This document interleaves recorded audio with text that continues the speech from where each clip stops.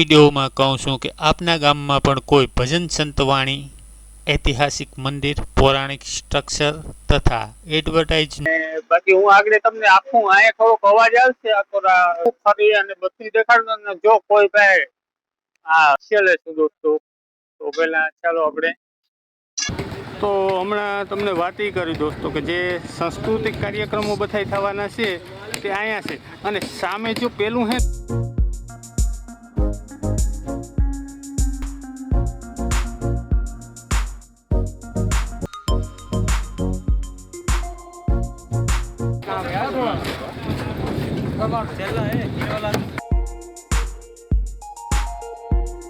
તમને એક્સપોર્ટ કરી અને દેખાડી દઉં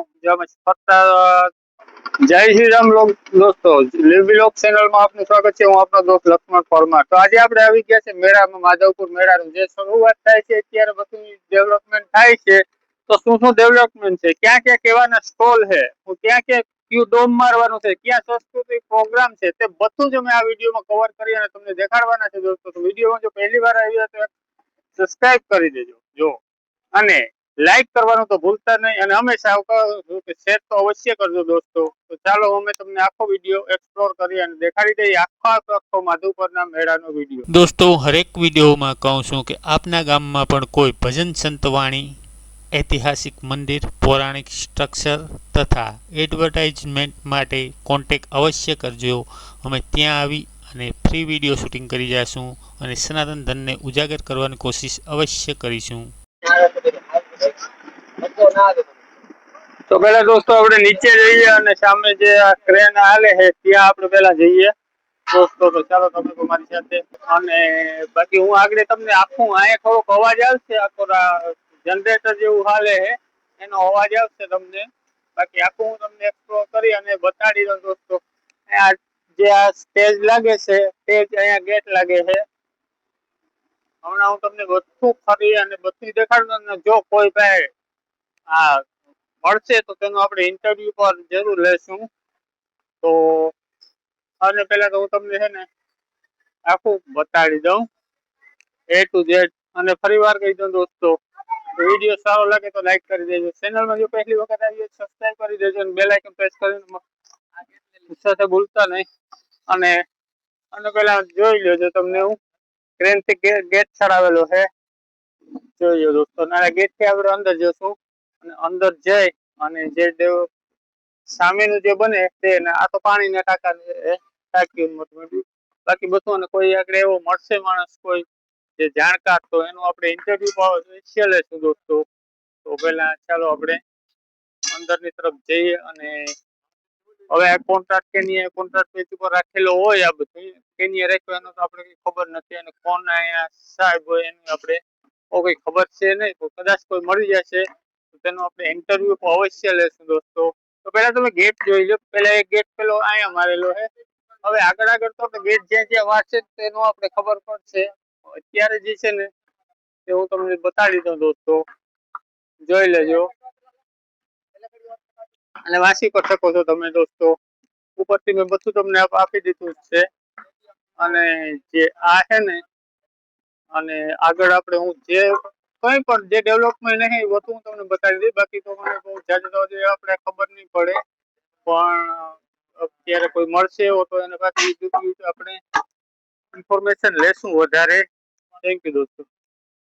यूपी सिद्धार्थनगर जिला का है, पीछे रहने वाला है और सिद्धार्थनगर जिला यहाँ पर पे है। तो सर ये क्या बन रहा है, ये स्टेज के ऊपर का हाथ बन रहा है, स्टेज के ऊपर का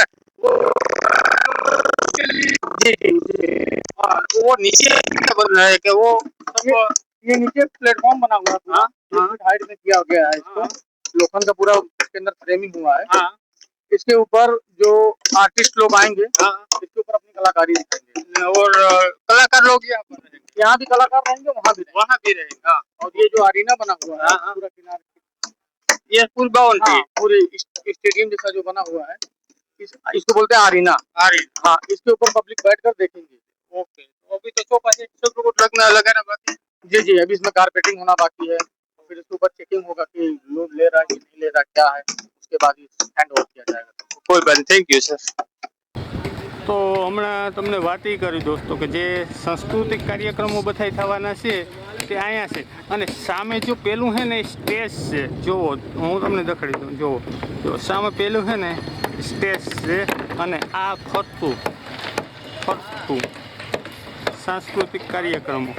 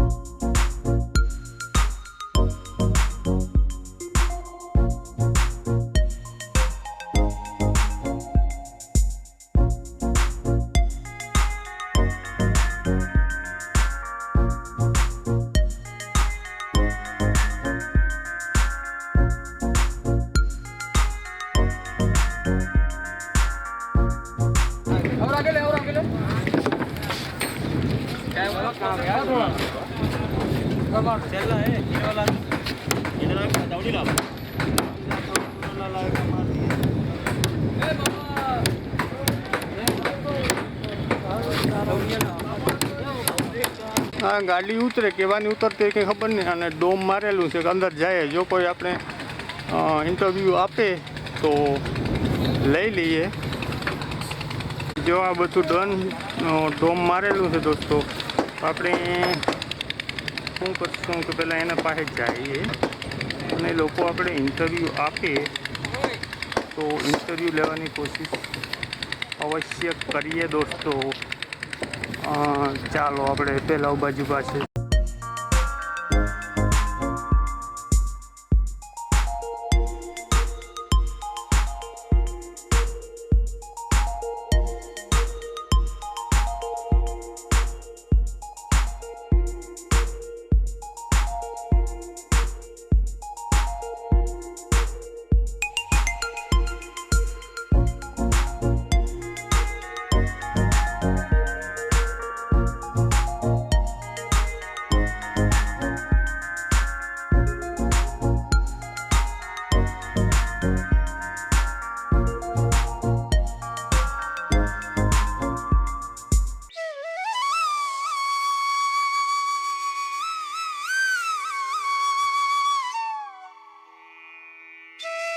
तो सर आप कहाँ से आए हो?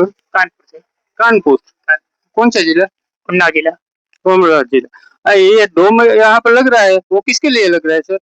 ये माधवपुर में ये लग रहा है रुक्मणी विवाह के लिए। वो तो सही है, मगर इसके अंदर बैठने को वीआईपी है या कोई भी बोल सकते? वीआईपी वीआईपी वीआईपी के लिए ये बन रहा है। वीआईपी के लिए लग रहा है।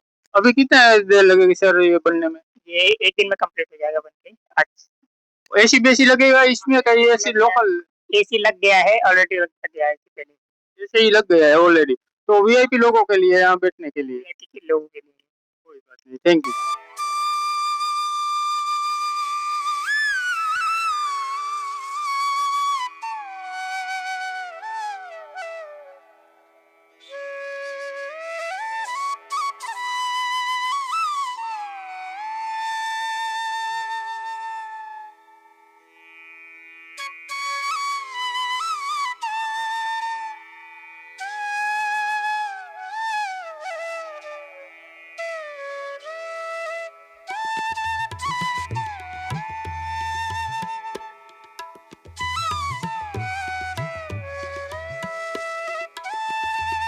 जो काम करे छे तेने आपने पूछी ले दोस्तों।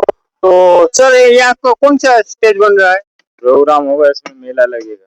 अब मेला लगेगा, वो बाहर से जो लोग आते हैं संस्कृति काम या नहीं डांस वैसा वगैरह ये यहाँ पर होगा या? सब होगा, सब होगा। और ये वो जो बाहर से आ रहे हैं जो अपने स्टॉल लगाने के लिए, वो स्टॉल यहाँ पे लगेगा या और जगह पे?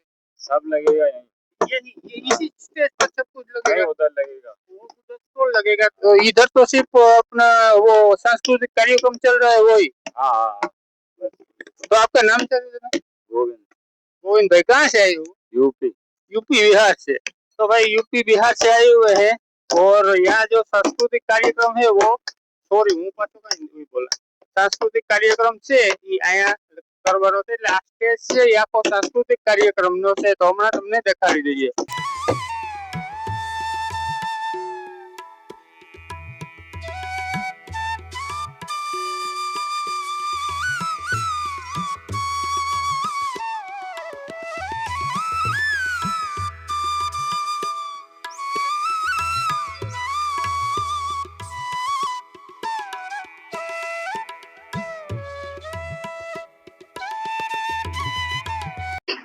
તો દોસ્તો હવે આપણે બીજી સાઈડ આવી ગયા છે જ્યાં રમકડાનો બધો સ્ટોલ લાગેલા છે તો તેનો પણ હમણાં તમને એક્સપોર્ટ કરી અને દેખાડી દઉં। જો અમે ફરતા કેમેરામેનને કહું ફેરવી દે તમને જે આ બધે રમકડાના સ્ટોલ આને અંદર લાગવાના છે।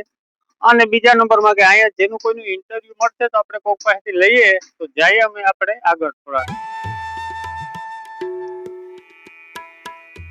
તો દોસ્તો આપણે જે રમકડાના સ્ટોલ છે ને ई साइड આવી ગયા है दोस्तों અને આપણે ભાઈ જગાજી ભાઈ છે તો સાહેબનું નામ જણાવજો। મારું નામ છે ગઢિયા કૃષ્ણ દર્શનભાઈ।